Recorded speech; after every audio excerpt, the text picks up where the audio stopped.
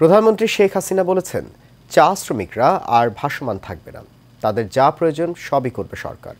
সকালে রাজধানীর ওসমানী স্মৃতি মিলনায়তনে চা দিবসের আলোচনা অনুষ্ঠানে তিনি এই কথা বলেন। প্রধানমন্ত্রী বলেন, চা শ্রমিকদের ভাগ্য পরিবর্তনে বঙ্গবন্ধু শেখ মুজিবুর রহমান কাজ করেছিলেন। চা শিল্পের গবেষণার দিকে বিশেষ নজর দিতে হবে। চা শ্রমিকরা অনগ্রসর, তারা ভাসমান অবস্থায় আছেন, তাদের আর ভাসমান থাকতে হবে না। প্রধানমন্ত্রী কার্যালয়ের আলাদা ফান্ড আছে, সেখান থেকে তাদের জন্য ফান্ড দেওয়া হবে। অনুষ্ঠানে চা শিল্পে বিশেষ অবদানের স্বীকৃতিস্বরূপ ৮ ক্যাটাগরিতে জাতীয় চা পুরস্কার পেয়েছে ৮টি কোম্পানি ও ব্যক্তি। এটা হলো বাস্তব কথা। এর সাথে সামঞ্জস্য রেখেই আমাদের চলতে হবে। আর আমাদের এই উত্তরাঞ্চলে যে চা সম্ভাবনা দেখা দিয়েছে সেটা সম্প্রসারণ করা, সেটাকে আরও একটু যত্নবান হওয়া এবং কিভাবে আরও চা উৎপাদন করা যায় সে ব্যবস্থা করা।